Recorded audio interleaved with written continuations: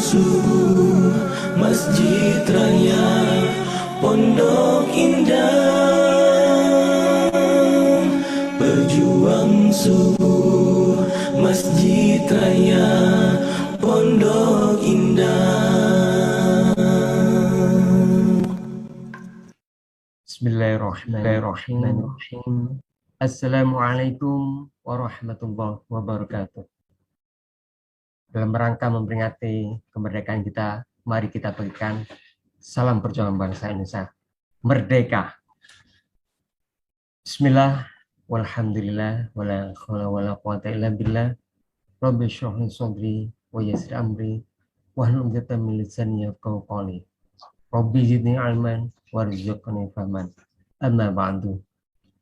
Kaum muslimin dan muslimat, para pejuang subuh yang dirahmati Allah, pada nuansa pagi yang berbahagia ini, tiada kata terindah yang patut kita ungkapkan selain puja dan puji kehadirat ila Rabbi, karena hanya dengan rahmat, hidayah, dan inayahnya lah, alhamdulillah kita bisa bersilaturahmi kembali untuk bersama-sama melaksanakan thalabul ilmi dan rangka meningkatkan iman dan takwa kita kepada Allah Subhanahu wa taala. Semoga Allah Subhanahu wa taala selalu melimpahkan rahmat dan maghfirahnya kepada kita semua. Wabil khusus untuk Bapak dan Ibu yang tergabung dalam majelis yang mubarak ini. Amin amin ya rabbal alamin. Salawat dan salam senantiasa kita haturkan kepada junjungan kita Nabi besar Muhammad sallallahu alaihi wasallam beserta keluarganya, para kerabat dan sahabatnya serta umatnya sampai akhir zaman, termasuk kita kiamat nanti. Amin ya rabbal alamin. Pada kesempatan yang mulai ini, kami mengucapkan terima kasih kepada bapak-bapak dan ibu-ibu yang telah berkenan untuk bergabung dalam kajian rutin Ba'da Subuh yang diselenggarakan oleh Manajemen Pejuang Subuh Masjid Raya Pondok Indah.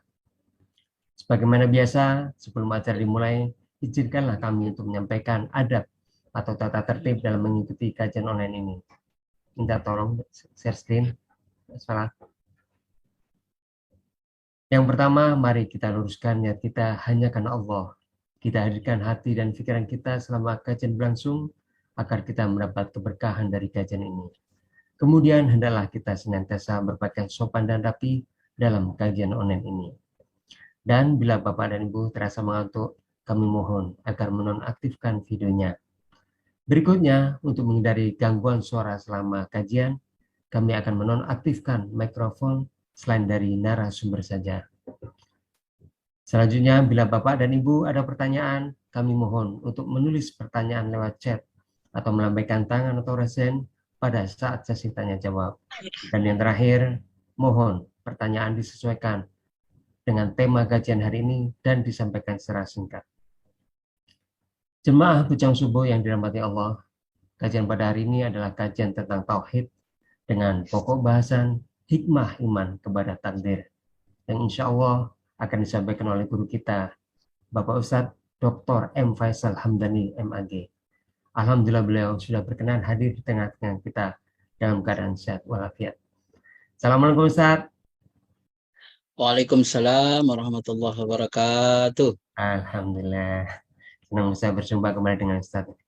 Alhamdulillah. Allah atas waktu dan sharingnya Ustadz. Insya Allah beliau akan menyampaikan tausiahnya selama lebih kurang 60 menit sampai jam 6.30. Kemudian dilanjutkan dengan sesi tanya jawab selama lebih kurang 30 menit. Untuk menyingkatnya waktu, malah kajian ini kita buka dengan membaca basmalah secara bersama-sama. Bismillahirrahmanirrahim. Selanjutnya, mari kita simak bersama kajian ini. Kepada guru kita, waktu dan kesempatan kami persilakan. Silakan Ustaz.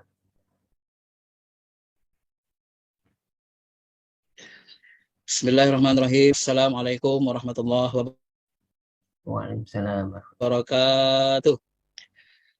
Alhamdulillahirabbil alamin wa bihi nasta'in ala umuri dunya waddin. Allahumma shalli ala sayyidina habibina syafi'ina wa maulana Muhammadin wa ala alihi wa sahbihi ajma'in, amma ba'd.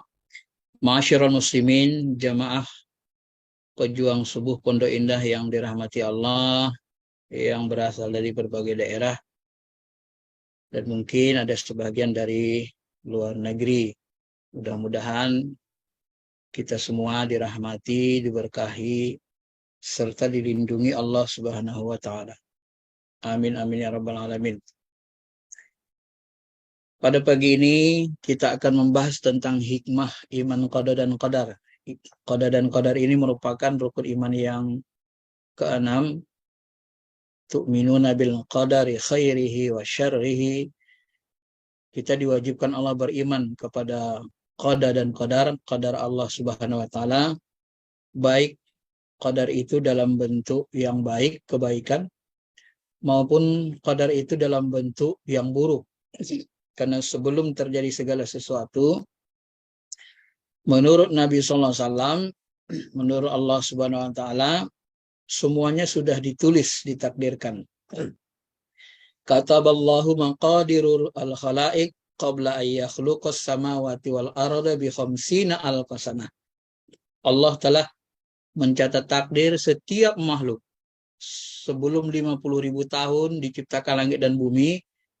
Pena kolam sudah menuliskannya di Lauh Mahfuz, apa yang akan terjadi berlangsung baik di langit maupun di bumi. Ya. Maka yang pertama kali Allah ciptakan adalah awalama khalaqallahu al-qalam, pena. Karena pena inilah merupakan transfer ilmu dari alam huruf ke alam kejadian, alam nyata. Dialah yang mentransfernya, mencatatkannya supaya berlangsung kehidupan. Lalu Allah berfirman kepada pena, tulislah. Qalam mengatakan, apa yang akan saya tulis? Allah berfirman, tulislah berbagai takdir dari segala sesuatu yang akan terjadi sampai hari kiamat nanti. Ini didasarkan kepada hadis Sahih Muslim, kemudian hadis Sahih Abu Daud. Syekh Abdul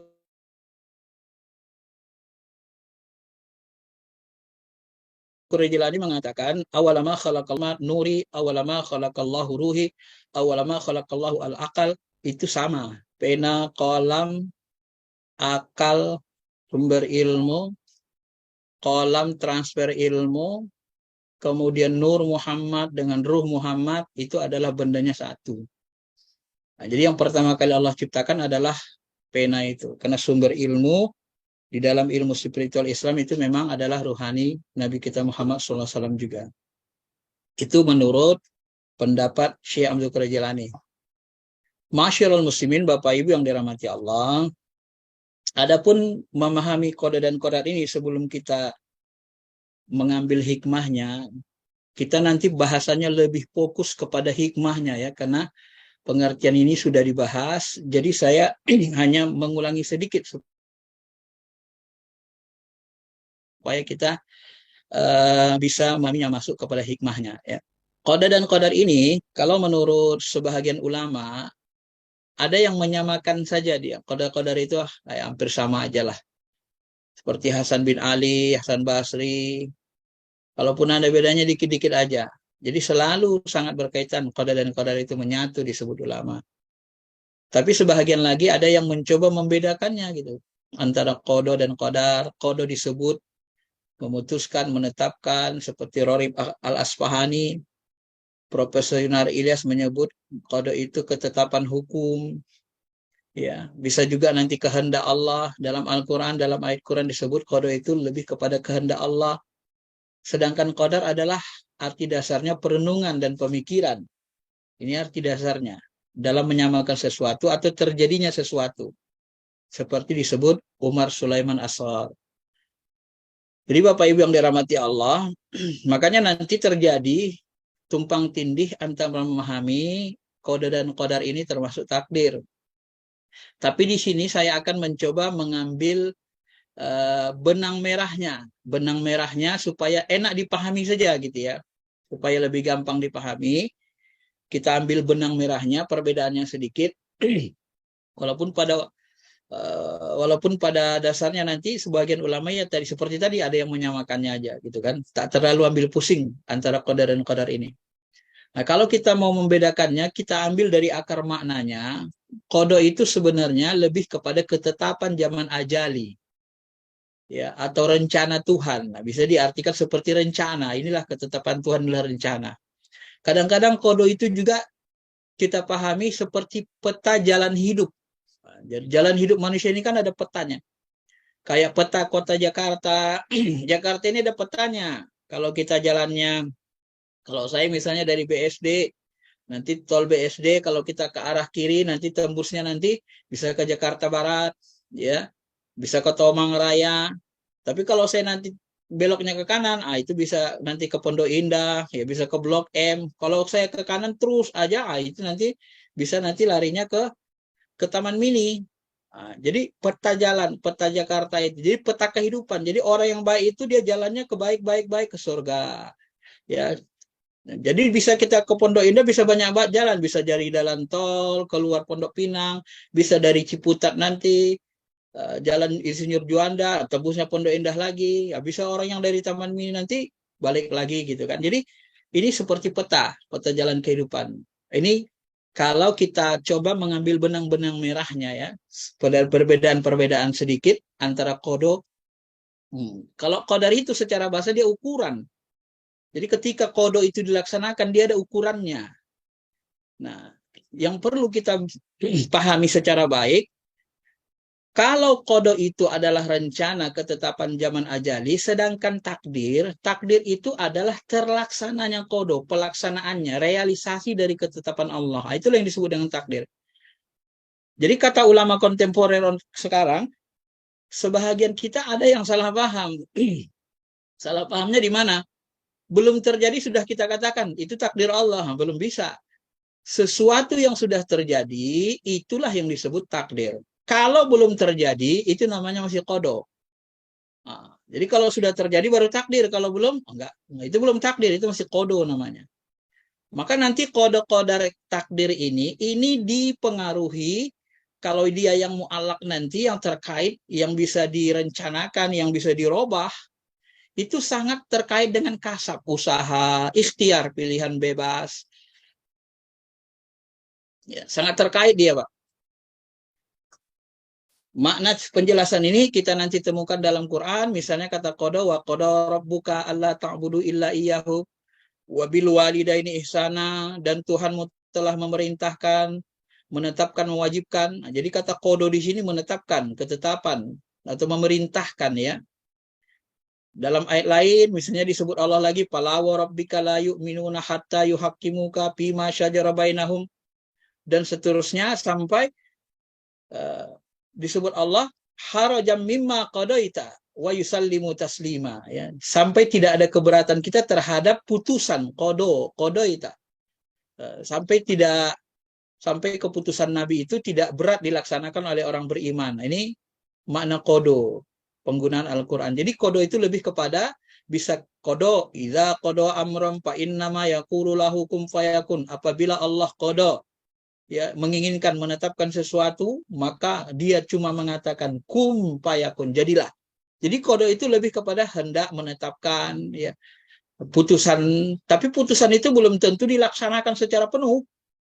Kalau sudah dilaksanakan secara penuh, itu namanya takdir ya. Maka kadang-kadang dipahami dia seperti peta saja ketetapannya. Kalau arahnya ke sana jalannya. Nanti kalau orang baik terus dia baik, surga. Kalau dia buruk, neraka gitu ya. Maka nanti setiap orang dimudahkan untuk menjalani takdir kehidupannya. Orang yang mudah beribadah, mudah mengikuti majelis taklim, ringan dia membawa badannya, kemudian gampang dia melakukan kebaikan. Itu isyarat tanda-tanda kata Nabi bahwa dia adalah penduduk sorga.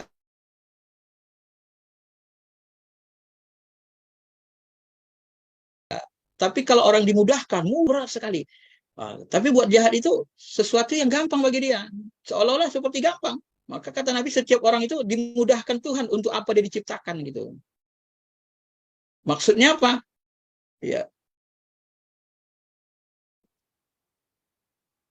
Maksudnya dari perbuatan kita itu sudah tergambar isyarat bahwa kita itu penduduk surga atau penduduk neraka. Begitu memahaminya dipahami oleh para ulama. Bapak Ibu yang dirahmati Allah Subhanahu wa taala. Ya. Baik, kemudian kata qadar itu bisa artinya mengatur, menentukan. Jadi mirip-mirip dia sebenarnya.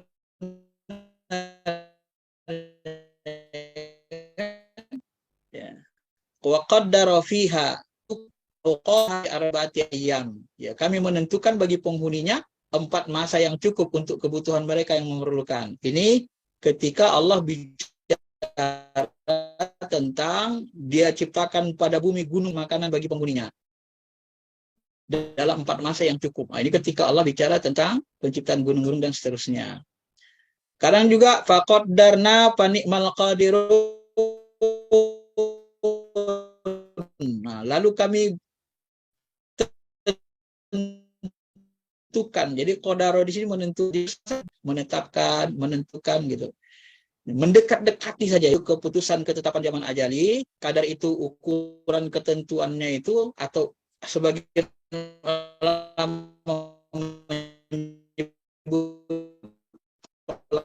pelaksanaannya dan takdirnya itu ketika dia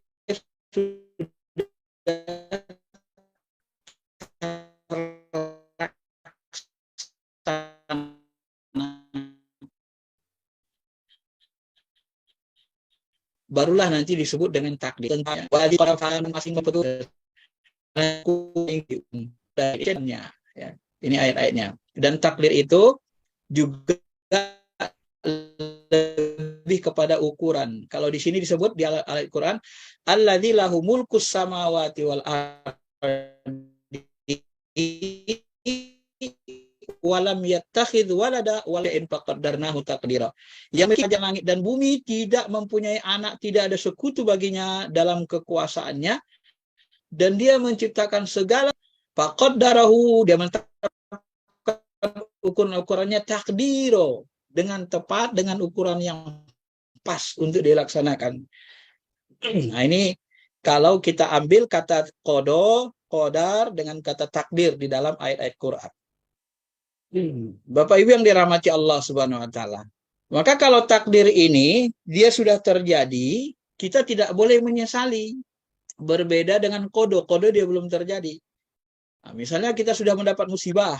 Kata Nabi, jika sesuatu menimpamu, jangan mengatakan seandainya lau. Jangan mengatakan seandainya aku begini, seandainya aku begini. Tapi ucapkanlah, sudah menjadi ketentuan Allah. Qaddarallahu ala ma yasha. Ya, apa yang dikehendaki Allah, yang ditentukan Allah, ya dia sudah terjadi. Pasti terjadi. Jadi tidak boleh kita menyesali. Yang nggak boleh itu menyesali takdir namanya. Kenapa? Karena takdir itu sudah terjadi. Kalau sudah terjadi, kita nggak bisa mengulangi waktu, nggak bisa kita robah lagi. Karena itu sudah terjadi. Sesuatu yang terjadi sekarang itu kehendak Allah. Sesuatu yang belum terjadi, itu namanya rahasia Allah. Ya, sesuatu yang sudah terjadi itu kehendak Allah, sesuatu yang akan datang belum terjadi itu rahasia Allah. Gitu dia bahasanya ya. Masyarul muslimin, Bapak Ibu yang dirahmati Allah Subhanahu wa taala. Bahkan dalam Muslim disebut lagi dari Imam Taus, saya mengetahui sejumlah orang dari para sahabat. Sallallahu alaihi wasallam mengatakan, nah, dalam riwayat lain disebut ada sekitar 300 sahabat itu yang berbicara tentang qada. Semuanya mereka bicara hampir sama saja. Meyakini qada dan qadar. Segala sesuatu dengan ketentuan takdir. Aku mendengar Abdullah bin Umar mengatakan segala sesuatu itu dengan ketentuan takdir, hingga lemahnya akal dan cerdasnya seseorang itu juga sangat berkaitan dengan takdir. Ya, sangat berkaitan dengan ketetapan yang Allah tetapkan sejak zaman ajali. Jadi kalau mau diringkas kira-kira begini. Nah, qada itu ketentuan batas ini qada, ketetapan zaman ajali. Maka qada ini bergabung dengan kadar, ketentuan batasan-batasan tertentu. Ya, dipengaruhi oleh usaha ikhtiar, baru dia terlaksana. Nah, kalau terlaksana dengan baik, dengan buruk, yang buruk ini namanya takdir. Jadi takdir ini aplikasi qada, pelaksanaan qada. Dia bisa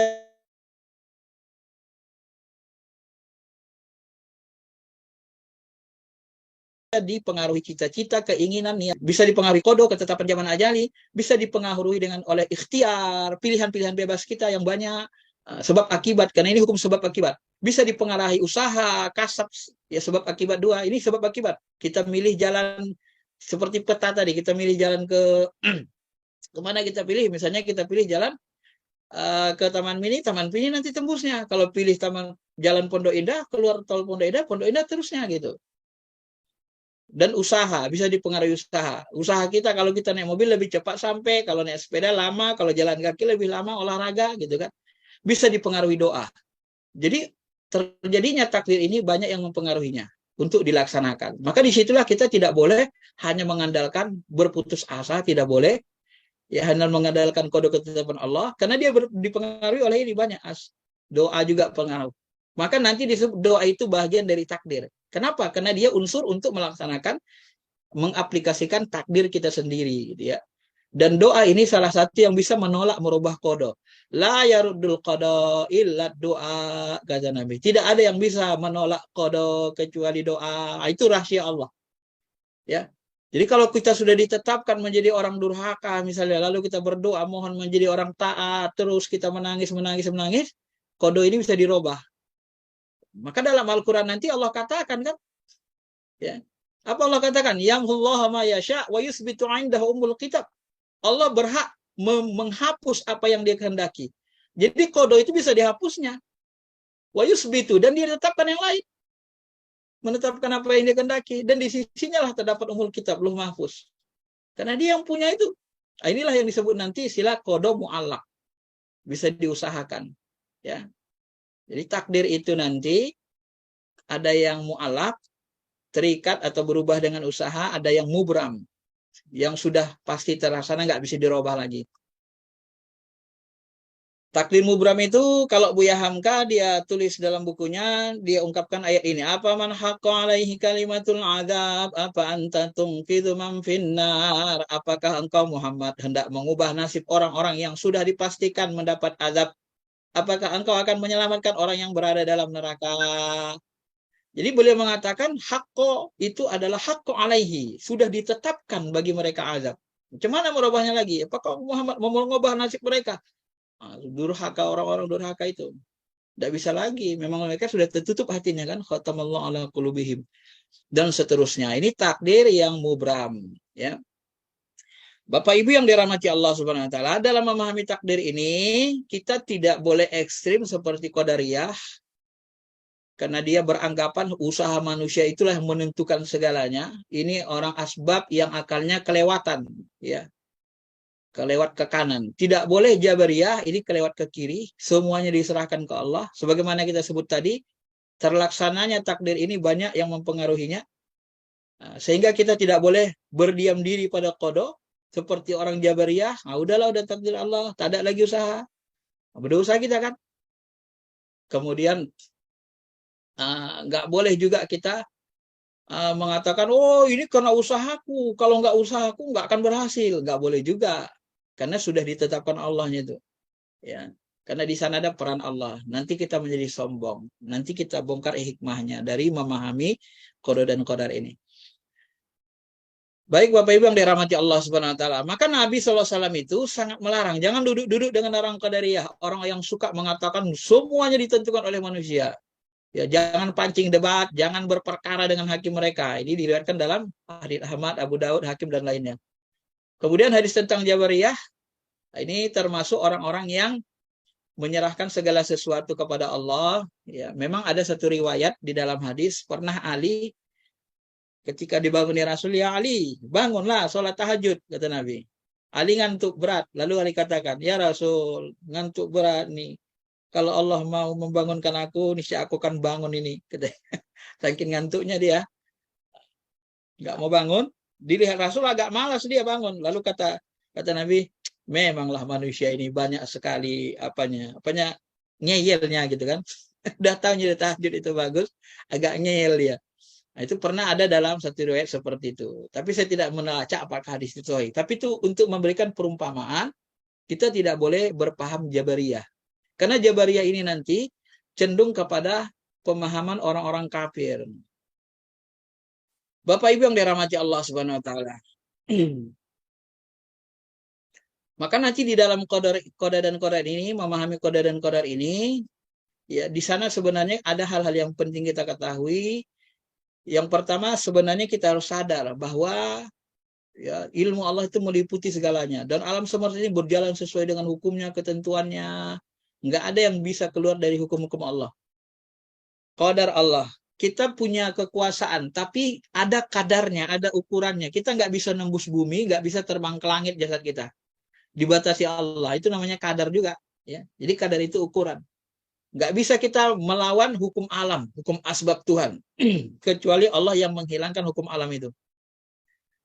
Maka nanti di dalam ilmu karomah mukjizat, mukjizat itu adalah kharijul adah, keluar dari sabab, keluar dari ilmu alam.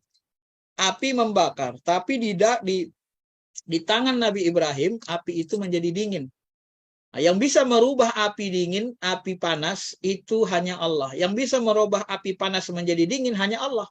Hanya kuasa Allah. Kita nggak bisa merubahnya. Kenapa? Karena itu memang sudah ketetapan Allah. Sudah kadar Allah. Sudah kodenya, ketetapannya di situ. Ada kadar kekuatan api untuk membakar, ada. Ya semakin dia biru, semakin panas. Jadi panas api itu pun beda-beda. Api merah lebih tidak panas, api biru lebih panas. Ya ada lagi api yang kuning lebih panas lagi. Ya seperti matahari itu kan tingkat kepanasannya beda-beda. Semakin dekat kita, semakin beda warna cahayanya, semakin panas. Nah, itu namanya kadar. Ya itu disebut kadar ya. Dan Allah Subhanahu Wa Taala telah menentukannya seluruhnya.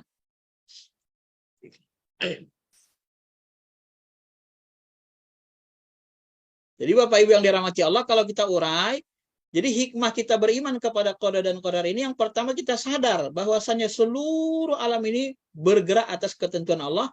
Yang kedua, kita menjadi rajin usaha, nggak malas. Kenapa? Kalau malas kita dosa.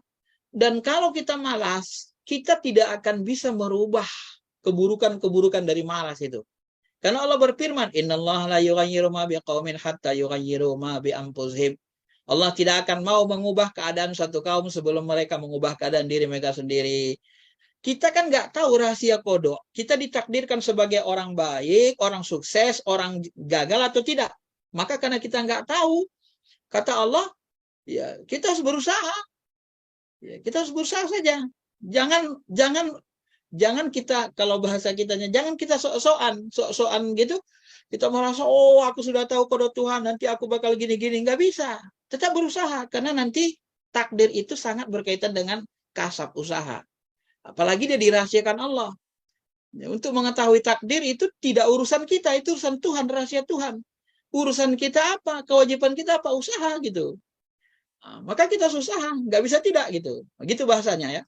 Maka orang yang beriman kepada qadar ini, dia rajin berusaha. Dia bukan malas. Dia nggak suka malas. Kenapa? Karena dengan berusaha dia mendapatkan pahala. Dengan berusaha dia telah melaksanakan taat perintah Allah Subhanahu Wa Taala. Itu logikanya.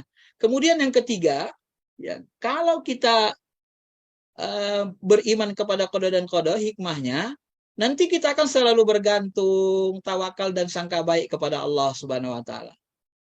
Maka ketika kita berusaha, kita akan bertawakal. Wa may yatawakkal 'alallah fa huwa hasbuh. Innallaha balighu amrihi qad ja'alallahu likulli syai'in qadara. Siapa yang bertawakal kepada Allah, maka Allah mencukupkan apa yang diinginkannya, apa yang diperlukannya, ya. Belum tentu dicukupkan mau kita, tapi yang kita perlukan, yang kita butuhkan itu semuanya biasanya diberikan Allah Subhanahu Wa Taala. Apa yang menjadi kebutuhan pokok kita, itu akan dipenuhi oleh Allah Subhanahu Wa Taala.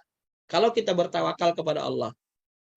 Maka Umar bin Khattab, ya, atau Nabi SAW juga selalu mengatakan, "Lau annakum tatawakkaluna 'alallah haqqa tawakkuli la razaqakum kama yarzuqut thair."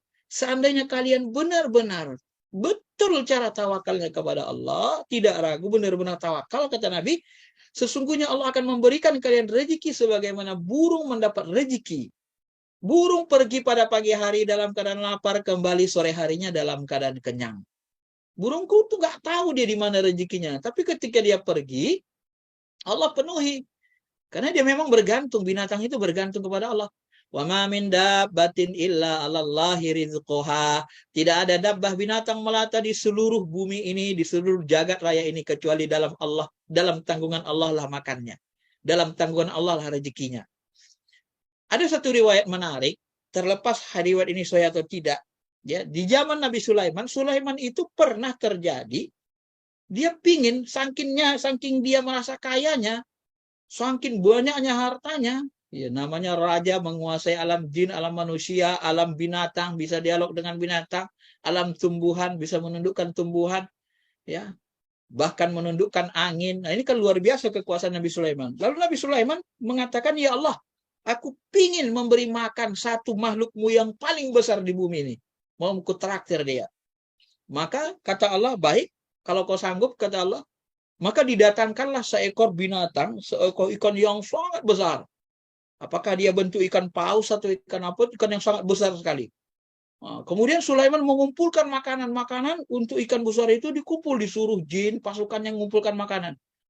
Setelah kumpul makanan itu, sekali telan aja, sekali telan habis. Jadi Sulaiman bingung deh, ya Allah, Kau Maha Kuasa ya Allah, menanggung seluruh kebutuhan pokok makhluk-makhluk, ya bahimatul an'am, binatang-binatang yang banyak di bumi ini, semuanya ditanggung Allah makannya. Ternyata aku sendiri nggak sanggup menanggungnya. Begitu kayanya aku, kata Nabi Sulaiman, untuk menanggung makan binatang paling besar di bumi yang kau ciptakan, untuk menanggung makannya satu hari saja nggak sanggup. Karena begitu dikumpul seluruh makanan oleh jin-jin pasukannya, ternyata makanan itu habis dimakan dalam sekejap saja oleh binatang itu. Nah, ini membuktikan bahwasanya sebenarnya kita ini sangat miskin, ya, sangat miskin, sangat tak berdaya, maka kita harus selalu bergantung kepada Allah. Ini fungsi qada dan qadar itu, membuat hati kita selalu bergantung, tawakal, dan selalu bersangka baik. Kenapa? Karena kata Nabi SAW, ajibatul lil mu'min, innallaha la yaqdilil mu'min qada'an illa kana khairan lah. Aku kagum dengan orang mukmin karena sesungguhnya Allah tidak memberikan keputusan kepada orang mukmin, tidak ada qada yang diputuskan kepada mereka, kecuali itu akan menjadi satu kebaikan bagi mereka. Nah, maka dalam pandangan Allah, semua yang Allah berikan kepada orang beriman baik. Kalau kita kena musibah, itu sebenarnya baik. Artinya apa? Allah nyuruh kita bersabar supaya kita dapat pahala sabar, gitu loh. Berbeda dengan orang kafir. Kalau orang kafir dia selalu mengingkari, namanya kafir. Kalau kafir ya ingkar. Dapat nikmat dia kubur, merasa dia kufur, merasa lebih hebat, seperti Firaun, seperti Qarun. Nah, kalau dapat nikmat kufur. Kalau dia dapat musibah, dia katakan, dia anggap itu kejelekan dari Tuhan.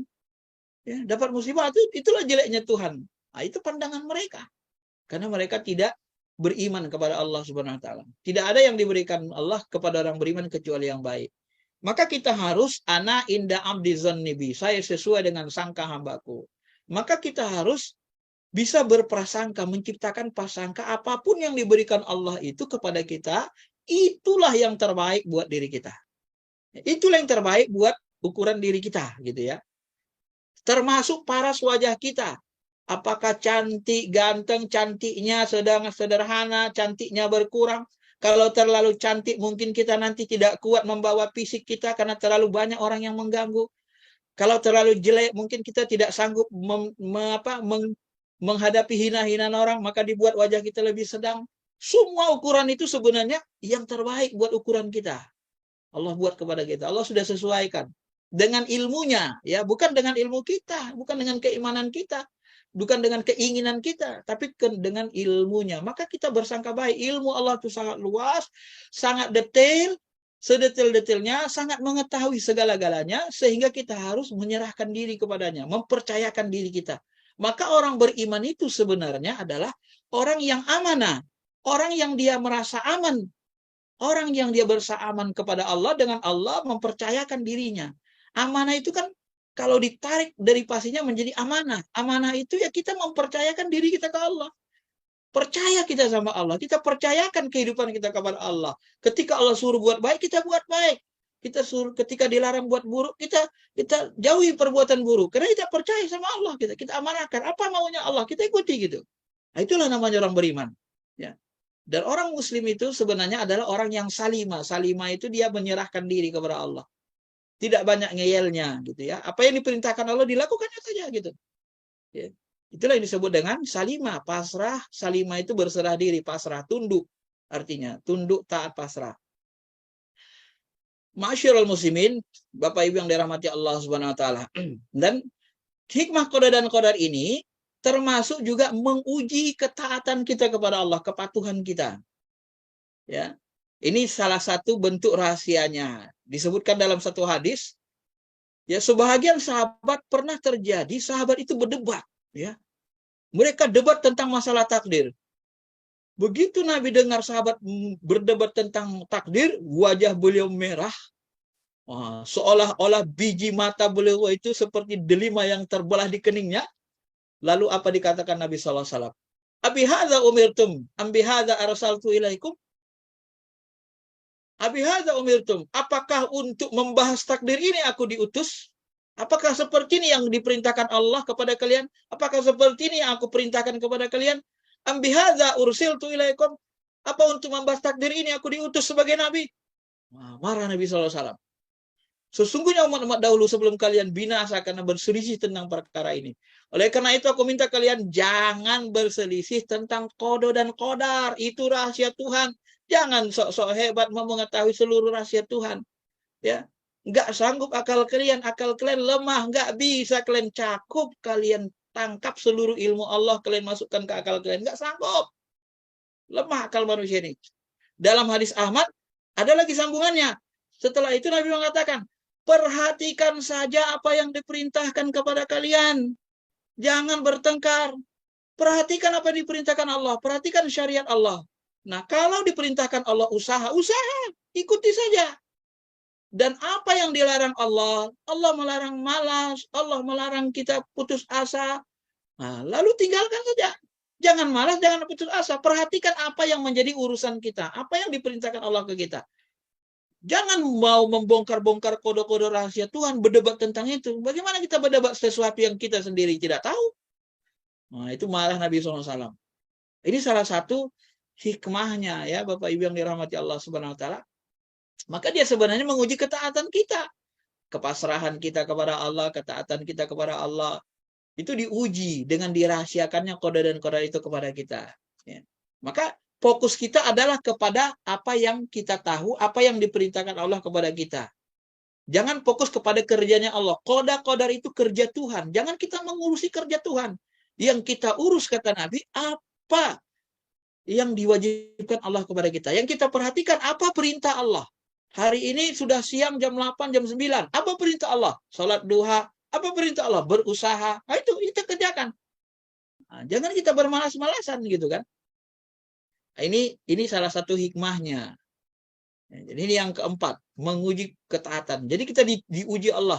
Apakah kita taat dalam kondisi luang, kita bekerja. Kalau tak ada kerjaan, kita berzikir, ingat Allah, bisa ke masjid itikaf, ya memohon petunjuk kepada Allah, apa yang harus kita kerjakan, memohon kepada Allah supaya diberi pekerjaan ke lapangan, dan seterusnya, dan seterusnya. Jadi tidak ada istilah pengangguran dalam Islam. Karena pengangguran itu, kata Nabi, al-batolatu tuqassil qalb. Pengangguran itu adalah mengeraskan hati. Allah nggak suka kita nganggur. Paling tidak kita baca Quran, atau sholat tahajud, sholat sunnah, sholat hajat. Ya, jangan nganggur-nganggur. Ya, kalau capek kita istirahat boleh. Istirahat baring, sambil zikir, ingat Allah. Nggak apa-apa. Jangan ada yang kosong dari ibadah.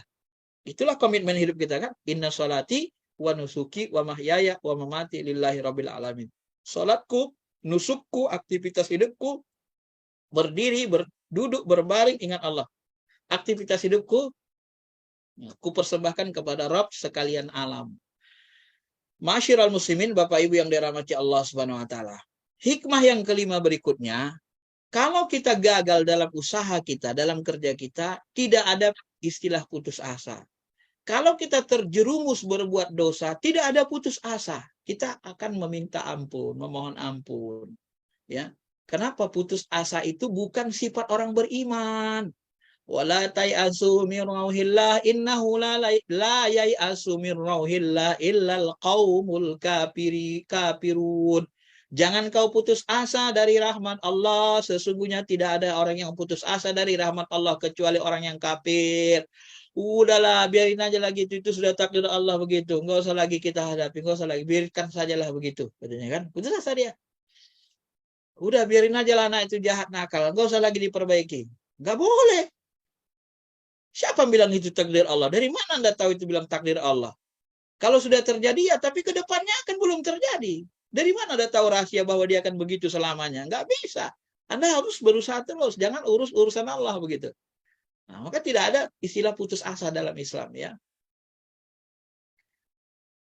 Begitu juga orang yang sangat berdosa, banyak sekali dosa yang dilakukan. Apa kata Allah? Qul ya ibadiyalladzina asrafu ala anfusihim la taqnutu min rahmatillah. Wahai para pendosa, hamba-hambaku yang melampaui batas, yang banyak dosanya, jangan putus asa dari rahmat Allah.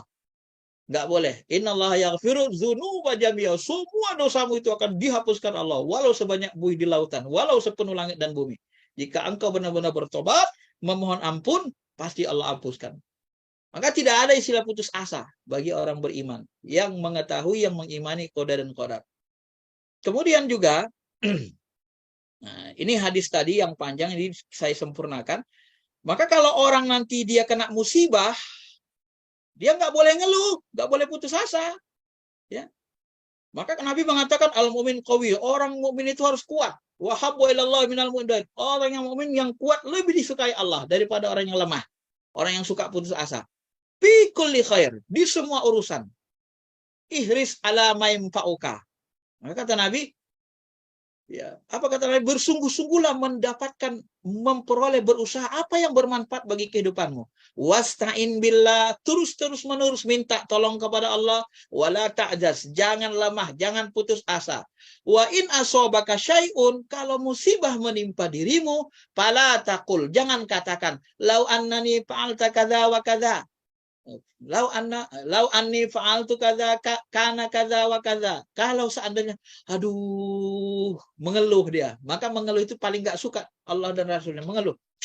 Duh, kalau dululah kiranya, kalau kemarin nggak kubawa ayahku ke rumah sakit, orang tuaku ke rumah sakit, pasti dia nggak meninggal. Nggak boleh. Kalau sudah meninggal, sudah takdir. Ya. Kalau aku dulu nggak berobat ke sana, pasti kakiku nggak separah ini. Nggak boleh. Nggak boleh. Nah, jadi nggak boleh berandai-andai terhadap sesuatu yang sudah terjadi. Kalau sudah terjadi sesuatu, katakanlah qadarallahu wa ma syaa fa'al. Qadarallahu. Nah, itulah takdir tadi. Allah sudah mentakdirkan. Allah sudah mentakdirkan, menjalankan takdirnya. Apa yang dia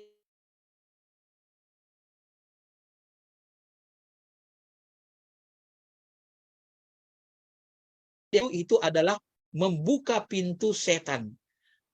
Jadi akhirnya terjadi permusuhan. Oh, kalau kau ke itu salah dokternya itu gini. Kalau nggak ke situ dulu udah kayak gini. Akhirnya kita menyalahkan dokter, perang, berkelahi sama dokter. Akhirnya terjadi pintu kejahatan ya.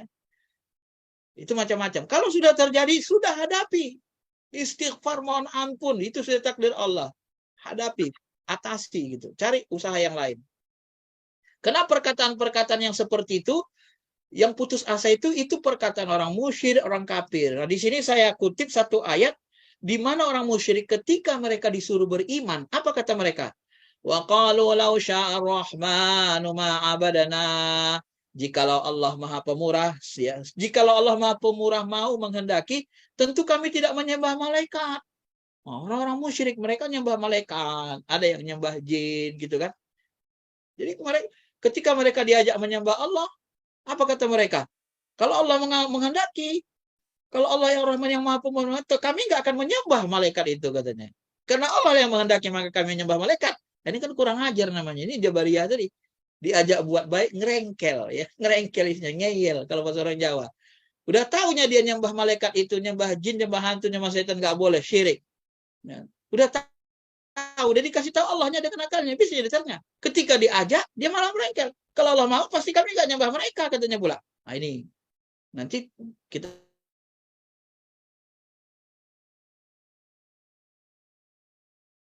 jelaskan rahasianya di pamungkas. Seperti Nabi Sulaiman, nah, ketika dia mendapatkan karunia, dia akan mengatakan, Hada min fadli rabbi liyabluwani ashkuru am akfur.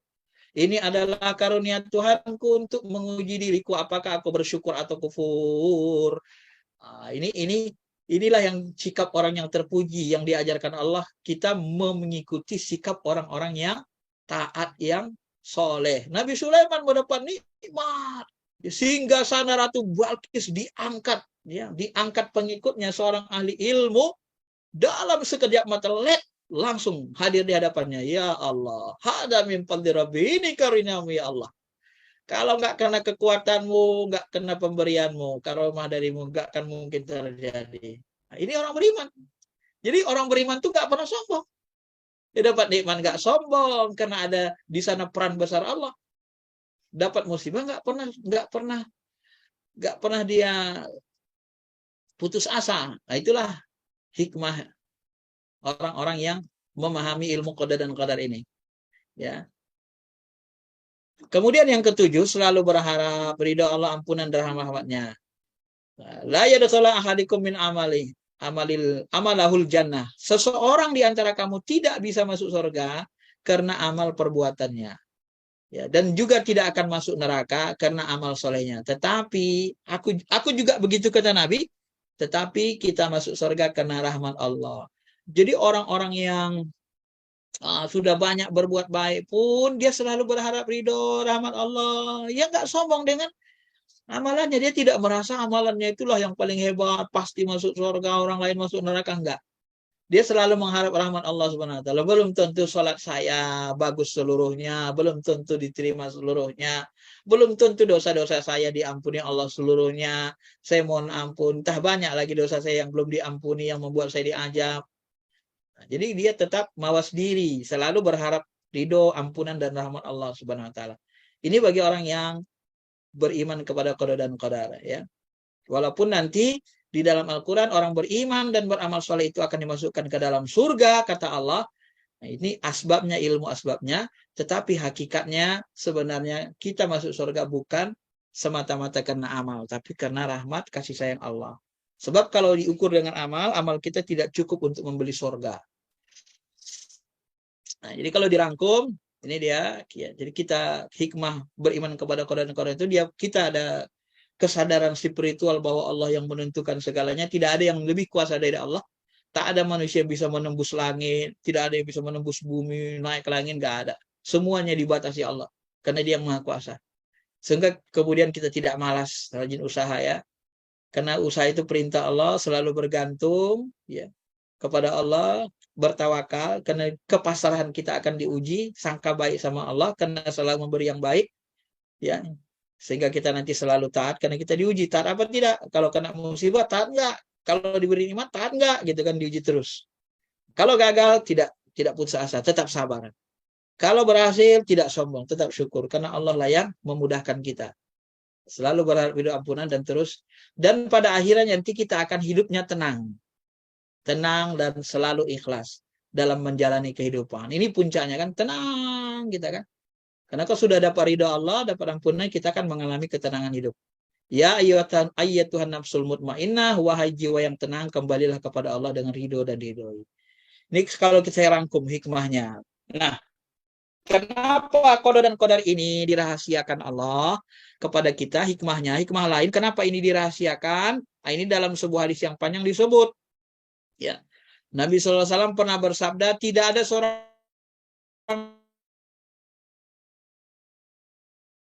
di antara kalian kecuali sahabat bertanya, Rasulullah, kalau sudah ditetapkan Allah semuanya, ngapain lagi kami beramal soleh? Dan bersandar dengan apa yang tulis, baguslah kami sudah berpasar saja, jabariyah saja bertambah.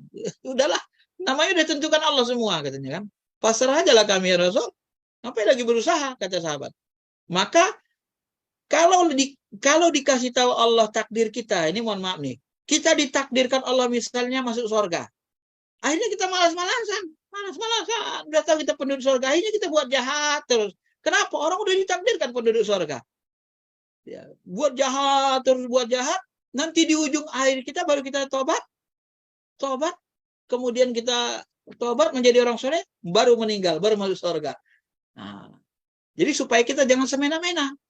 Maka Rasul mengatakan, oh jangan begitu, beramal kalian, kata Rasul. Sebab semua telah dimudahkan terhadap apa diciptakan dia. Kalau kita diciptakan sebagai penduduk surga, dimudahkan Allah kita beramal soleh. Dimudahkan ikut kajian, dimudahkan sholat, dimudahkan puasa, dimudahkan taat. Jadi ciri-ciri kita penduduk surga, mudah kita melaksanakan kebaikan. Nah, itu kata Rasul, rahasianya. Adapun orang bahagia, mereka akan mudah untuk mengamalkan amalan yang menyebabkan dia masuk ke dalam golongan orang bahagia.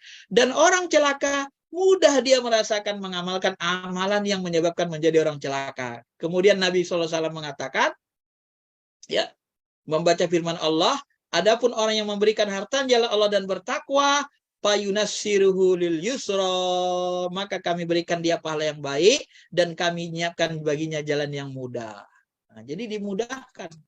Itu cirinya, itu rahasianya, ya. Bapak Ibu yang dirahmati Allah Subhanahu wa taala, kemudian ini tadi sudah kita sebut bahwa segala sesuatu itu diberikan Allah yang baik kepada kita. Jadi kalau kita mendapat rezeki yang baik, kita katakan ini di Al-Hikam. Wah, waktunya sudah ini ya. Dikit lagi. Di Al-Hikam ada satu hikmah yang mendalam. Di sana disebutkan, saya salah satu ketika bicara tentang di S1 dulu, diskusi tentang qada-qadar ini makalahnya. Maka saya membaca di Al-Hikam itu ada hikmah yang sangat dalam, yang membuat hati kita tenang. Memahami qada dan qadar. Ketika sesuatu kita diberikan kebaikan, ada rezeki datang kepada kita. Lalu seorang hamba, ketika seorang hamba diberikan kebaikan, kata Ibnu Ta'ilah, lalu dia mengatakan, ya Allah, hadza min fadli Rabbi, ini karunia-Mu ya Allah, ini kebaikan darimu ya Allah, aku bersyukur ya Allah. Gitu kan? Kita bersyukur, maka Allah Subhanahu wa taala akan menambah nikmat itu. Akan ditambah sama Allah nikmat itu. Tapi ketika kita mendapat kebaikan, lalu kita katakan, ya, kamu kok bisa sukses? Oh ya, siapa dulu bapaknya? Ya, namanya gue sudah berusaha keras. Kalau nggak usah keras, gue nggak bakalan sukses ini. Nah, hilang Tuhannya di situ. Ya, kamu kalau nggak kerja sama saya, nggak bakalan makan. Kamu nggak akan bisa kalian menyekolahkan anak istri kalian kalau nggak kerja sama saya. Wah, kalau udah orang kayak gitu sombong, apa kata Allah? Itu kufur kan? Apa kata Allah? Kalau bahasa kita, kurang ajar kau ya hambaku ya. Sudah kukasih kau makan, kukasih rezeki, kumudahkan, kuciptakan badanmu, masih saja kau kufur. Enggak kau ingat aku yang memberikannya ya? Awas kau ajab nanti kau. Nah, kira-kira gitu. Allah akan katakan begitu. Bapak Ibu ya. Tapi begitu juga nanti kalau kita melakukan yang buruk.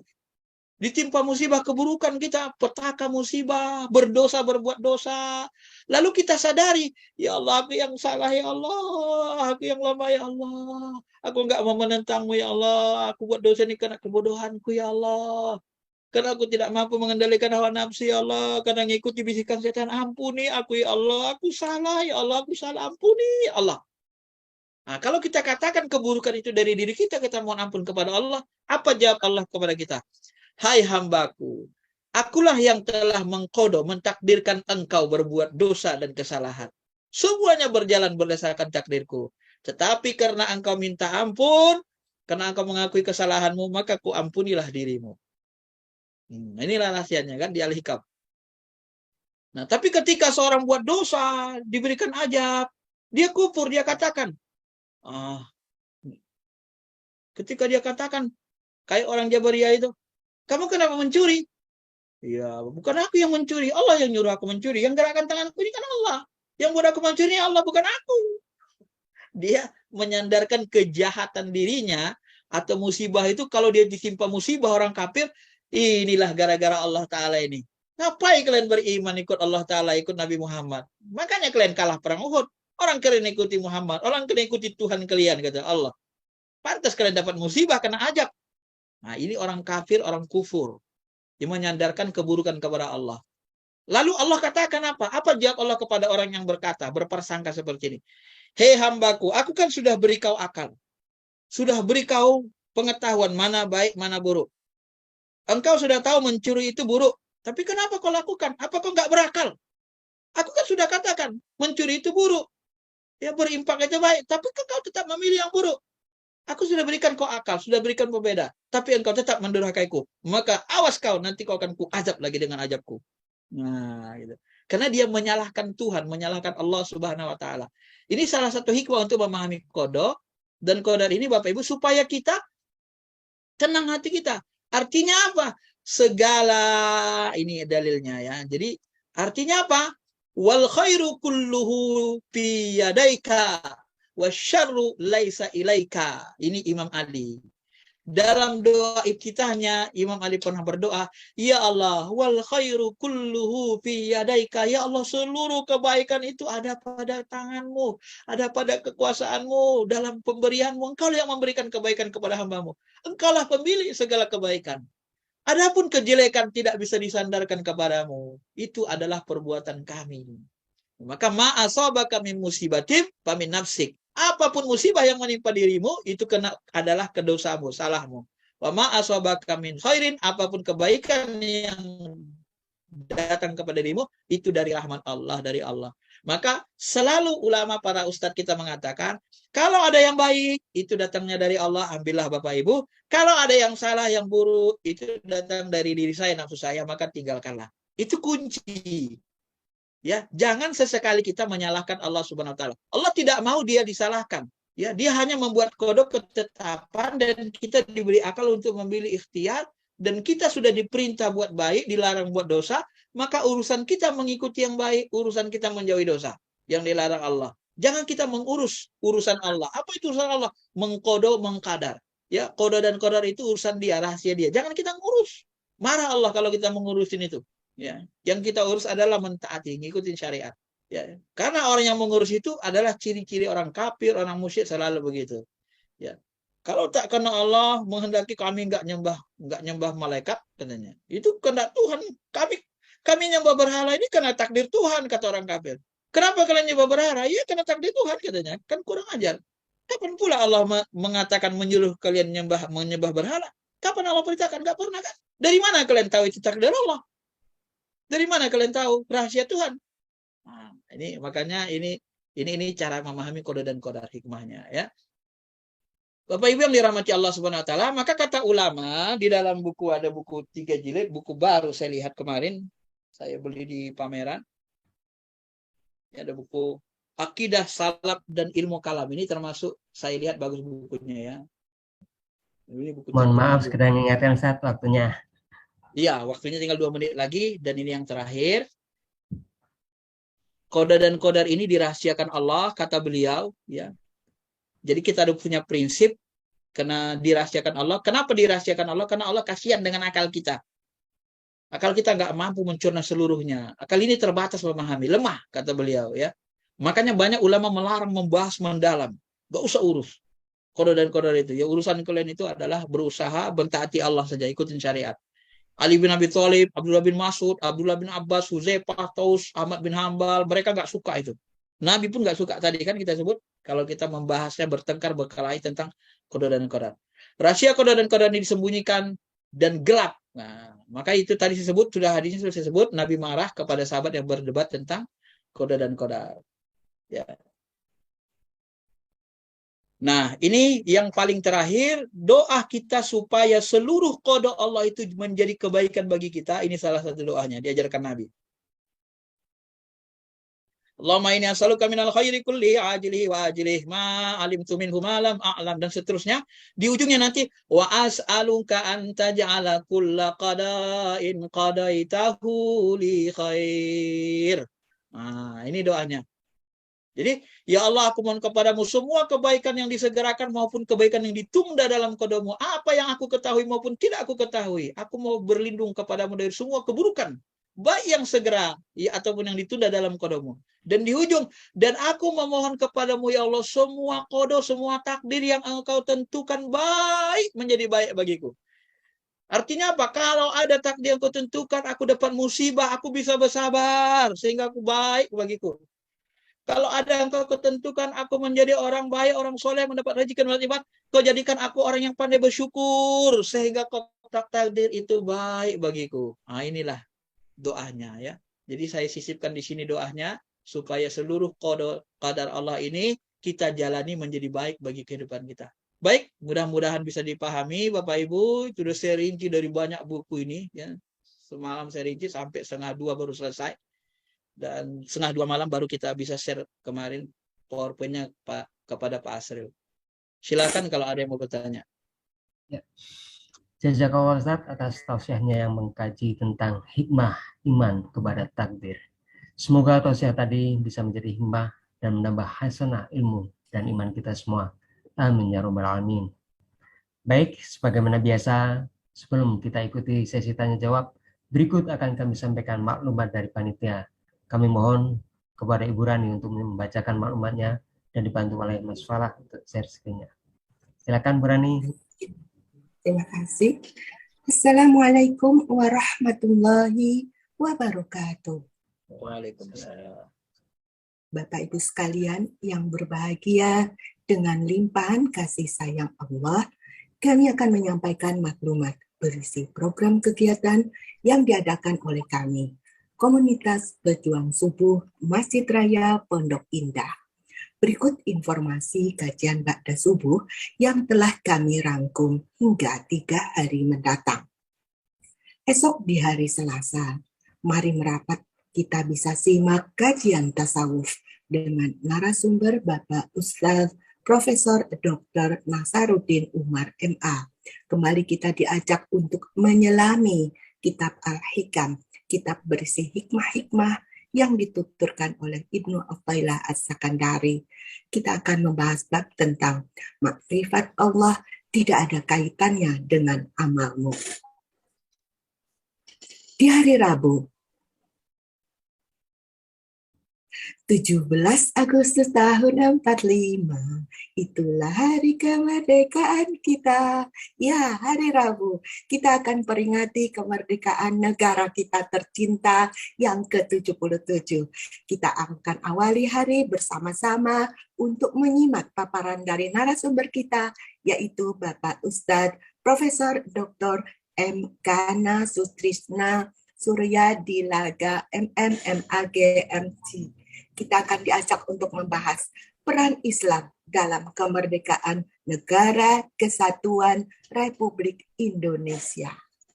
Selanjutnya di hari Kamis, 18 Agustus, ada Bapak Ustadz Dr. Andi Rahman MA sebagai narasumber yang akan membersamai kita dalam kajian hadis. Kita akan membahas topik keutamaan hidup sederhana. Beralih ke informasi lainnya. Masih tersedia buku Al-Hikam karya Ibnu Athaillah As-Sakandari yang menjadi bahasan dalam kajian tasawuf tersebut di atas. Buku ini memang syarat dengan mutiara, nasihat berharga untuk menjadi hamba Allah yang berakhlakul karimah. Buku yang menarik sebagai bahan bacaan menemani perenungan kita dalam keseharian.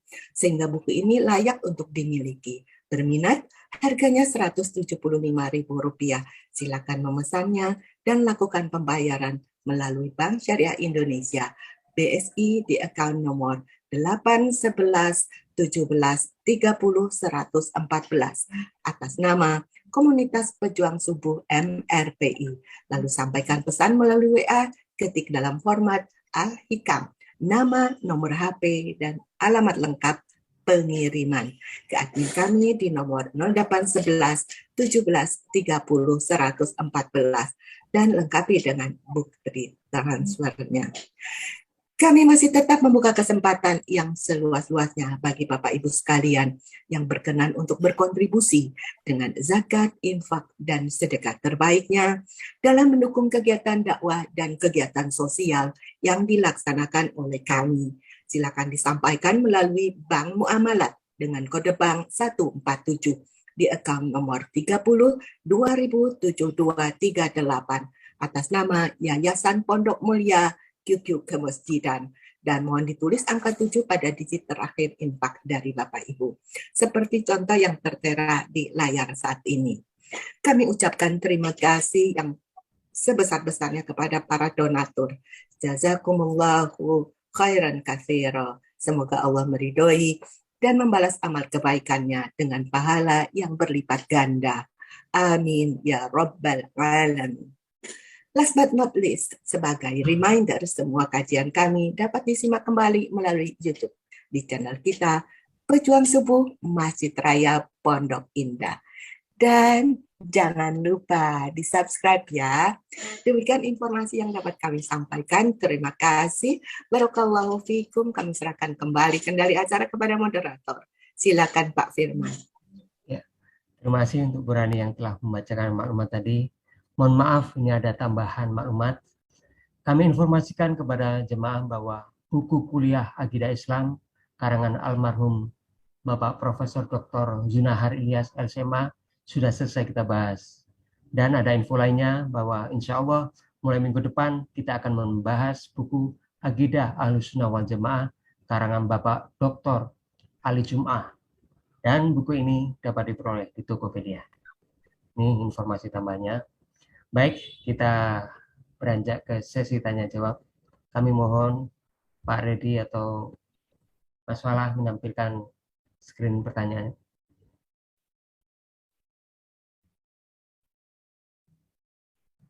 Silakan Pak Redi. Apa? Kita langsung aja, Pak. Ya, sebentar saya siapkan.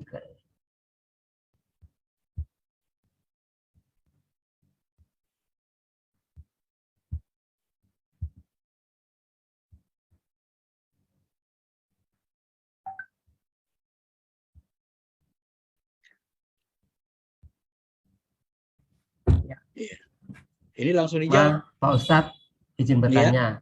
Seseorang yang punya anak di luar nikah, apakah anaknya itu sebagai kodok? Karena kita kan nggak bisa milih siapa orang tua kita. Ini dari Bu Wardani. Silakan Ustadz. Iya, Bapak Ibu yang dirahmati Allah, tadi kita sudah sebutkan, kodok itu ketetapan sejak zaman ajali. Sejak zaman ajali. Jadi sejak zaman dulu sudah ditetapkan dia. Nah, ketika ketetapan itu sudah ditentukan, sudah berjalan, sudah berlangsung, sudah terjadi.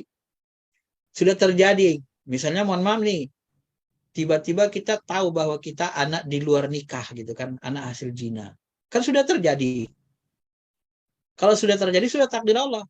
Terus apa yang mau kita lakukan? Ya kita bertobatlah, mohon ampun ke Allah, dekatkan diri kepada Allah gitu kan. Manapun. Jadi jangan kita korek-korek lagi masa lalu, rahasia-rahasia Tuhan. Nggak usah diperdulikan. Yang kita pedulikan, kata Nabi, yang perlu kalian perhatikan, apa yang diperintahkan Allah, dilaksanakan, taati. Apa yang dilarang Allah, bagi kalian jauhi. Jadi dosanya itu macam mana? Ya dosanya itu bagian dari orang tua kita, masa lalu dia. Dia yang nanggung dosanya, kita nggak ada hubungan gitu kan. Maka tidak ada istilah dosa warisan dalam Islam.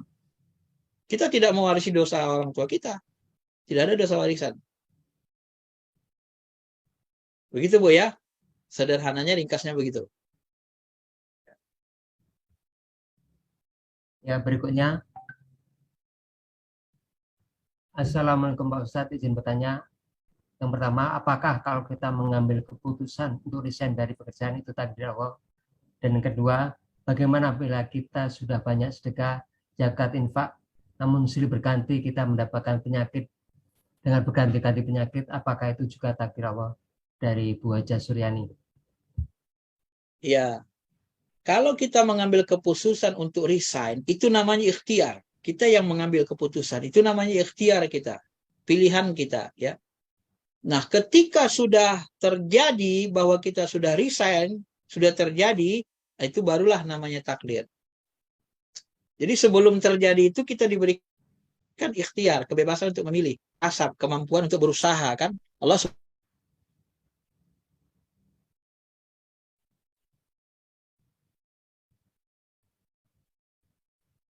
Subhanahu wa ta'ala memberikan kita kebebasan untuk memilih. Nah, itu Bapak Ibu yang dirahmati Allah. Jangan, sekali lagi saya ingatkan, jangan sesuatu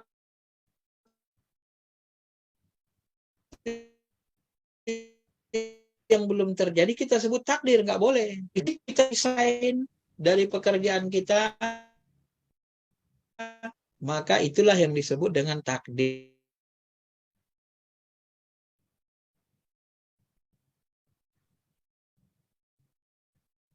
BSD putus-putus ininya, jaringan BSD ya. Ya. Jadi ketika kita memilih untuk resign, itu namanya ikhtiar, pilihan bebas, pilihan kita. Nah, ketika sudah terjadi, kita sudah berhenti kerja, itu baru namanya takdir. Nah, lalu bagaimana keadaan kita? Ya, nah, kita sudah memilih resign. Lalu bagaimana? Ya perhatikan lagi, apa disuruh Allah?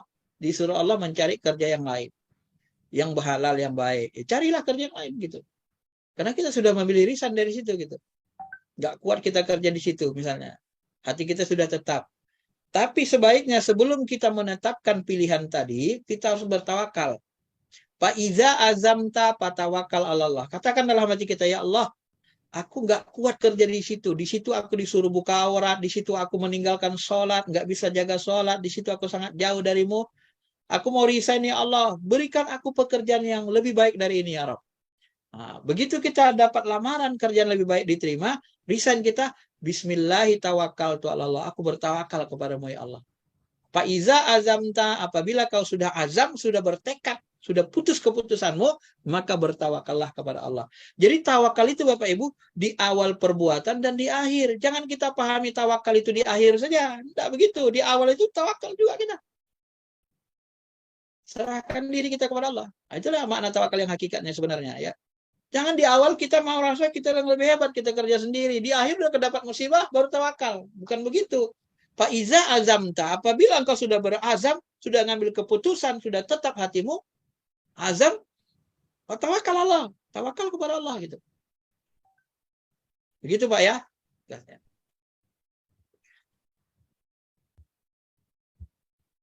Ya, ini tadi terlewat Ustaz. Assalamualaikum Ustaz. Kodok dan kodar, takdir dan ikhtiar, kalau diasumsikan dengan planning kodok Allah, adakah kodok manusia, organizing, kodor, Anda perlu skill, pengetahuan dan akhlak, takdir atau output, baik dan buruk, sukses atau gagal, dan kontrol, ikhtiar atau termasuk doa. Yang kita khawatirkan akhir hayat atau penutup amal kita Ustaz. Ini dari Bapak Sunario. Silakan Ustaz. Iya. Jadi Bapak Ibu yang dirahmati online, ini bagus pertanyaannya ya. Jadi memang modelnya seperti itulah. Jadi kodo itu seperti planning Tuhan.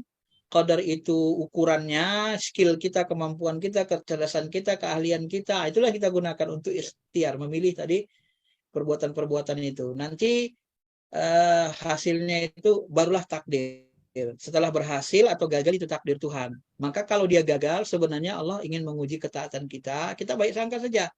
Ya, sebenarnya kalau kita digagalkan itu Allah takut kita mungkin lebih durhaka, tidak mampu bersyukur dan macam-macam.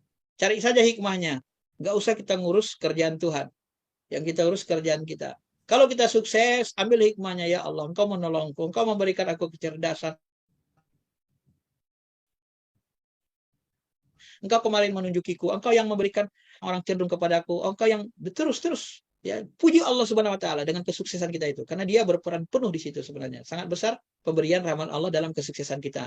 Maka kita tidak boleh menghilangkan Allah dari kesusahan. Kalau saya umpamakan Bapak Ibu, ibarat begini. Kita terlahir dari anak yatim piatu. Tiba-tiba ada seorang pengusaha yang menyekolahkan kuliah kita.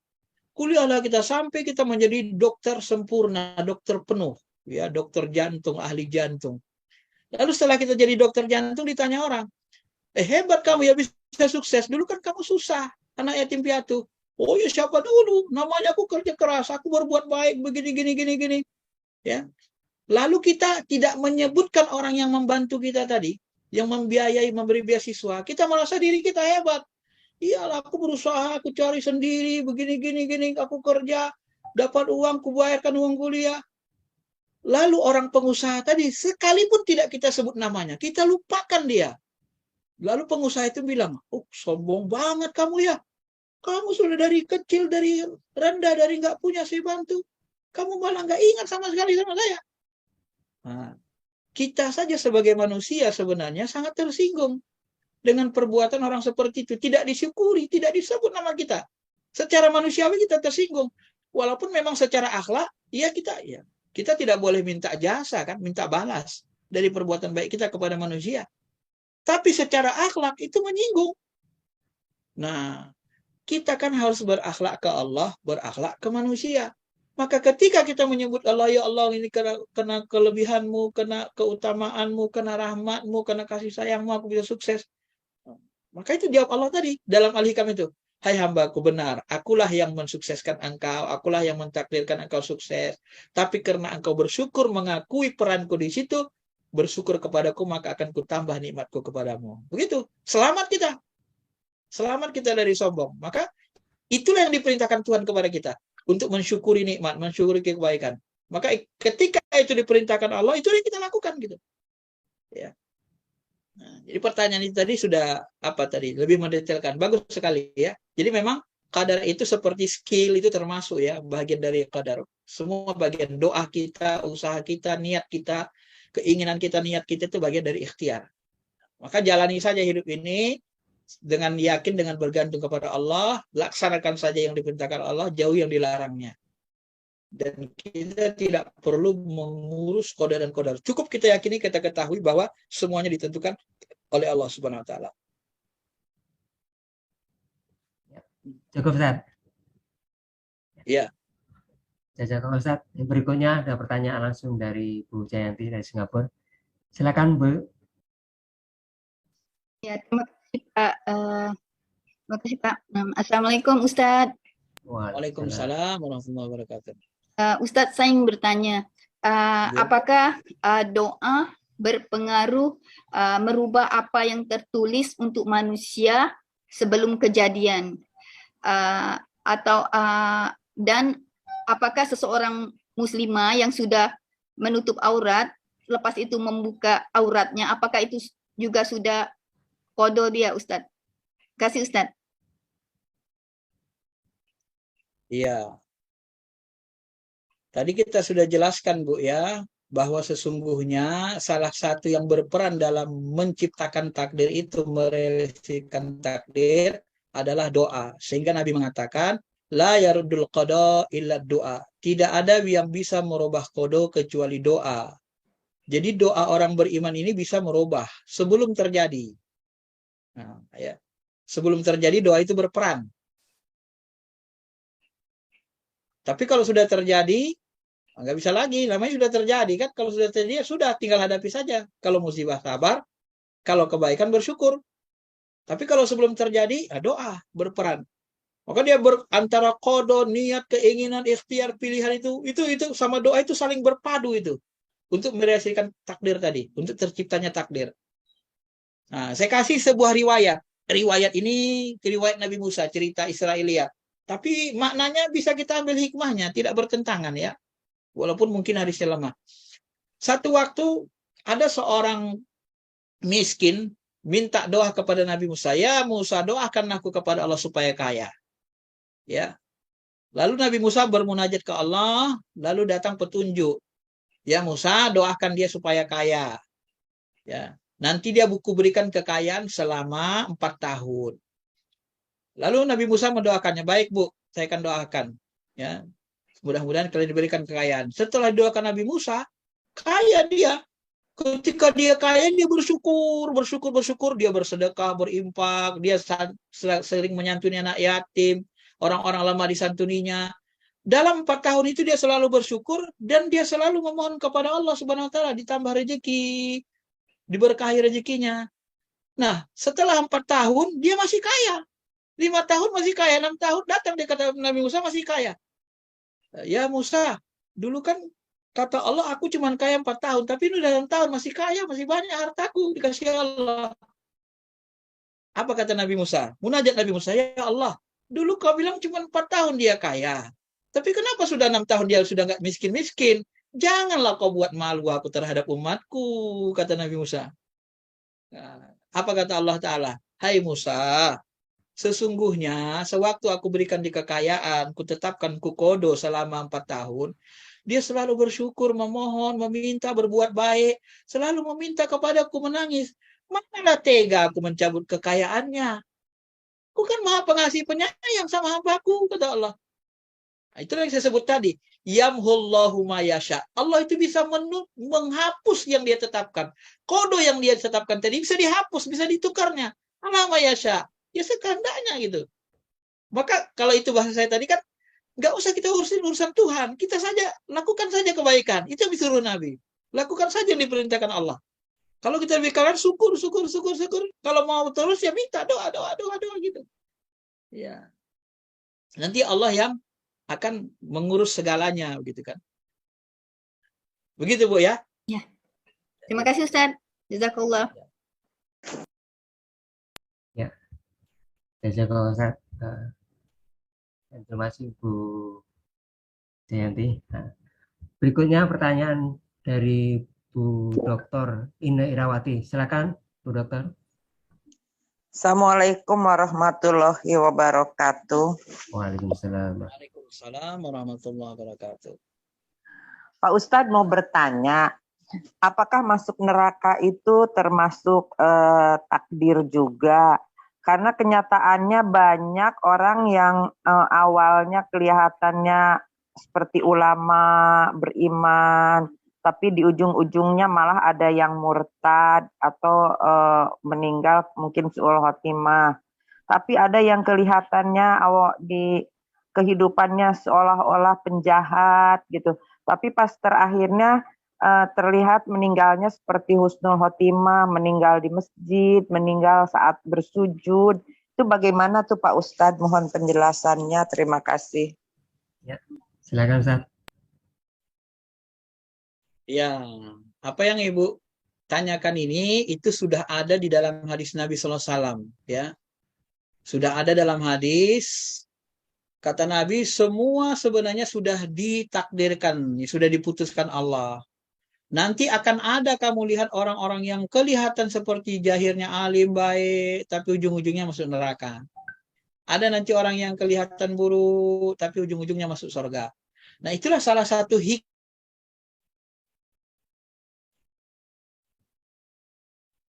hikmah disembunyikannya kodo itu. Ulama-ulama kita kalau jangan disebut takdir, tapi kodo. Kenapa tidak disebut takdir? Kan belum terjadi. Tapi kalau sudah kelihatan dia sudah matinya, dia ustadz, dia orang alim, dia ulama besar, tahu-tahu mati su'ul khotimah. Sudah terjadi seperti itu, seperti Barsisa di masa Nabi Musa. Dia wali Allah, doanya mustajab. Sampai dia dirayu sama istrinya. Ya, orang-orang Yahudi, orang-orang kafir mengatakan, tahan Nabi Musa supaya jangan masuk ke desa kita, jangan masuk ke kota kita. Dirayu sama istrinya, maka dia doakan, ya Allah, jangan Musa masuk ke daerah kami, ke kota kami. Dia doakan, kabul. Akhirnya Musa berkeliling-keliling. Nggak ketemu dengan kampung desa dia itu. Nah, di situ nanti diturunkan manna wassalwa, makanan dari surga oleh Allah kepada Musa dan pengikutnya. Lalu Musa bertanya, ya Allah, siapa yang membuat aku seperti ini, katanya. Membuat aku seperti ini, menghalangi aku untuk memasuki, mendakwahi kota itu. Ada seorang waliku, dia memohon meminta kepadaku supaya engkau tidak boleh masuk ke daerah mereka. Ya Allah, jika begitu dia menghalangi dakwahku, karena aku kau perintahkan untuk mendakwakan agamamu, cabutlah kewaliannya. Dicabut Allah kewaliannya. Matinya menjadi Bal'am, kan? Matinya menjadi kafir walaupun dia wali Allah awalnya. Barsisa juga begitu, ya, Barsisa dalam riwayat. Begitu juga wali Allah. Nah, itu sudah, kalau sudah terjadi, itu namanya takdir. Itu takdir Allah. Itu percontohan. Supaya kita hikmahnya, Bu. Orang baik tidak boleh sombong, orang buruk, orang jahat tidak boleh putus asa. Hikmahnya nanti ke situ. Kita nggak boleh sombong dengan kebaikan kita.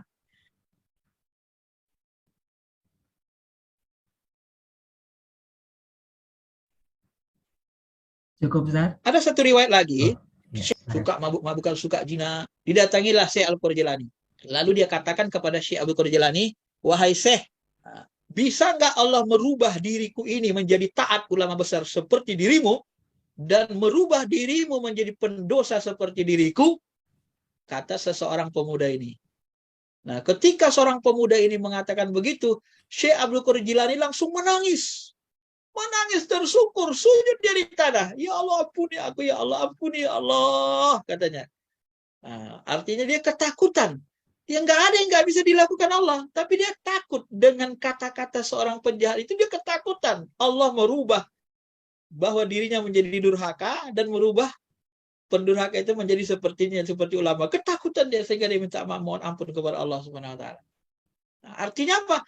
Itulah sebenarnya kalau kita menjadi sebesar ulama apapun, kita nggak boleh sombong. Belum tentu kita penduduk surga, maka kita dilarang menghina orang durhaka. Kita diajak merangkul, mengajak berbuat baik orang durhaka, bukan menghina mereka, tapi mengajak merangkul. Ya, sebab kalau kita hina nanti kita diuji seperti mereka itu. Itu yang pertama hikmahnya. Jadi kalau kita nanti juga udah masuk orang durhaka, ya jangan putus asa. Ya tobat saja. Ya perhatikan apa diperintahkan Allah. Ya Allah, aku berdosa, aku sudah banyak dosa. Mohon ampun. Tobat kepada Allah. Jadi kembali lagi ke rumusnya tadi. Jangan diurusi apa yang menjadi urusan Allah. Dalam kodo, dalam takdirnya, dalam kodonya, itu urusannya, rahasianya. Sesuatu yang belum terjadi masa depan, itu rahasia Allah. Yang sudah terjadi, itulah kehendak Allah. Itulah namanya takdir. Kita dihidupkan di Indonesia. Kita hidup di Jakarta, lahir di Jakarta. Ada yang lahir di Sulawesi, ada yang lahir di sini. Kan sudah terjadi. Kalau sudah terjadi, sudah takdir. Nah, itu kehendak Allah. Kalau takdir itu kehendak Allah. Maka Allah kadang-kadang menyebut dirinya zaman, masa. Ya subbu ilmu Adam. Ad-dahar. Anak Adam itu ada yang mencaci zaman. Wa anad dahar. Akulah zaman itu. Akulah masa itu. Uqallibul laila wan nahar. Akulah yang mempergilirkan siang dan malam. Artinya apa? Sesuatu yang sudah terjadi ini kehendak Allah semua. Ada masya'anya. Ya, itu sudah dibahas sebelumnya kan. Ada kan masyiah Allah, itu kehendak Allah yang sudah terjadi. Ya. Yang sudah terjadi kehendaknya, yang belum terjadi itu rahasianya. Jangan bongkar-bongkar rahasianya. Kalau kita tidak orang dekat sama dia, nanti dia marah sama kita kan. Bongkar rahasia. Begitu bahasanya, Bu ya. Cukup, Ustaz? Cukup. Ya. Ini waktunya sudah lewat dan kebetulan belum ada pertanyaan lagi, Ustaz. Saya kira cukup ya, ini kita akhiri, Ustaz ya. Ya, baik. Ya. Hikmahnya. Kami mohon maaf kepada Bapak Ibu yang mungkin terlewat, belum kita bahas pertanyaannya karena sudah cukup siang juga. Syukur alhamdulillah kajian yang membahas tentang takdir ini telah selesai. Semoga kita semua kelak kita berjumpa Allah di kiamat nanti dalam keadaan berbahagia sesuai takdir kita. Untuk menyempurnakan acara ini agar kita mendapatkan keridhaan dan kebahagiaan kelak di akhirat, mari kita tutup acara ini dengan doa bersama yang dipimpin oleh guru kita dan kita mengaminkannya. Kami mohon kepada Pak Ustadz untuk memimpinnya. Silakan Ustadz.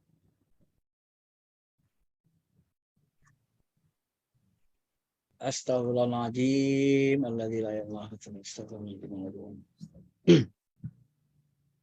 Alhamdulillahirabbil alamin wassalatu wassalamu ala asyrafil anbiya'i wal mursalin wa ala alihi wa sahbihi ajma'in. Rabbana ighfir lana dzunubana, wahai Tuhan kami ya Allah, ampuni segala dosa kami. Wali walidina, dosa orang tua kami ya Rabb. Jika mereka telah kembali kepadamu, muliakan mereka, sucikan mereka ya Allah, bersihkan mereka dengan kemuliaan kasih sayang ya Allah. Wali walidina warhamhum kama rabbayana shaghira, sayangi mereka ya Allah sebagaimana Engkau menyayangi kami, mereka menyayangi kami waktu kecil ya Allah. Amin. Wali ulama ina, ampuni para dosa ulama-ulama kami, dosa-dosa para ulama kami hapuskan ya Allah, istiqomahkan mereka dalam kebaikan, keimanan, ketakwaan. Wali umara ina, dosa para pemimpin-pemimpin bangsa kami, jadikan mereka orang beriman, bertakwa kepadamu ya Allah, yang sayang kepada umat, kepada hamba-hambamu ya Allah. Wali jami'il muslimin wal muslimat, dan seluruh kaum muslimin dan muslimat, al ahya'i minhum wal amwat, yang hidup maupun yang telah kembali kepadamu.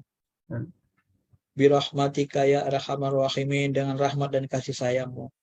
Nas'aluka imaman adila, kami mohon kepadamu keimanan yang sempurna, wa yaqinan shadiqa, keyakinan yang benar. Wa qalban khashi'a, berikan kami qalbi, hati yang selalu khusyuk tunduk kepadamu ya Allah.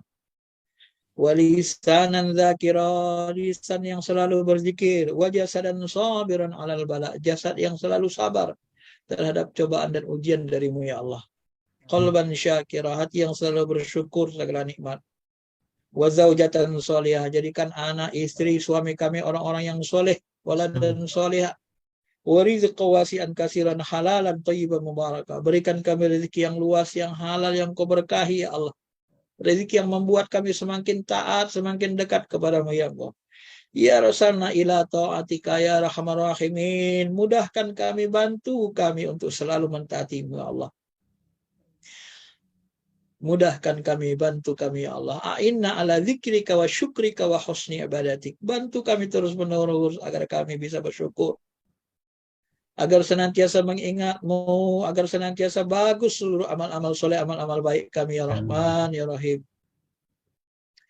Allahumma inna as'aluka minal khairi kullihi ajilihi wa ajilihi ma alimna minhu wa ma lam na'lam wa na'udzubika min syarri kullihi ajilihi wa ajilihi ma alimna minhu wa ma lam na'lam. Allahumma inna nas'aluka min khairi ma sa'alaka ibadika wa nabika Muhammadin sallallahu alaihi wasallam. Kami mohon kepadamu ya Allah kebaikan sebagaimana Nabi memohon kebaikan kepada Engkau. Wa na'udzubika min syarri ma sta'adzaka bihi abduka nabika Muhammadin sallallahu alaihi wasallam. Kami berlindung kepadamu ya Allah dari segala keburukan yang Nabi berlindung kepadanya ya Rahman. Nas'alukal jannah wa ma qarraba ilaiha.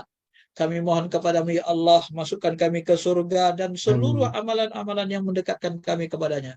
Min qaulin, baik perkataan kami, aw amalin, maupun perbuatan kami. Wa na'udzubika minan nar. Kami berlindung kepada Engkau dari neraka-Mu ya Allah. Wa ma qarraba ilaiha. Dan semua amalan-amalan yang mendekatkan kami kepadanya. Min qaulin aw amalin, baik perbuatan maupun perkataan yang mendekatkan kami ke neraka. Na'udzubillah.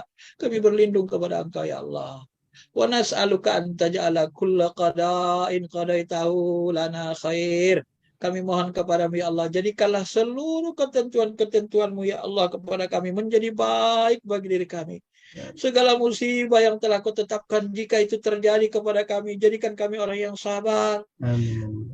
Jika Engkau telah mentakdirkan, mengkodokan kami, mentakdirkan kami, merealisasikan kodomu, takdirmu ya Allah, mendapat nikmat, sehingga kami mampu bersyukur, sehingga menjadi baik bagi diri kami ya Allah.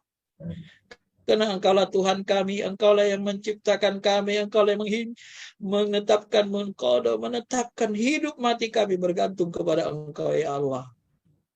Alam semesta kebutuhan pokok kami sangat bergantung kepada rahmat kasih sayang-Mu ya Allah.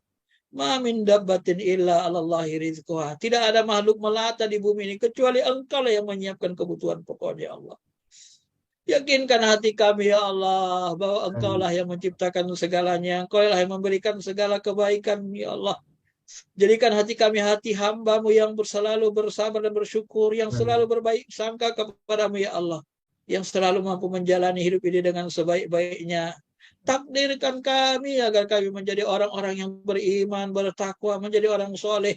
Takdirkan kami ya Allah menjadi hamba-hamba-Mu yang selalu mencintai-Mu, hamba-hamba-Mu yang selalu dekat kepadamu, hamba-hamba-Mu yang selalu berbuat baik ya Allah. Karena Engkaulah yang menentukan segala-galanya. Wahai Tuhan yang maha kuasa atas segala-galanya ya. Wahai Allah yang maha perkasa, yang maha bijaksana, yang selalu mendahulukan kasih sayangnya kepada hamba-hambanya dari murkanya. Rahmati kami ya Allah dengan qadamu ya Allah. Jauhkan kami dari murka-Mu ya Allah terhadap apa-apa yang Kau tentukan kepada kami ya Allah. Terima segala amal ibadah kami, sempurnakan kekurangannya.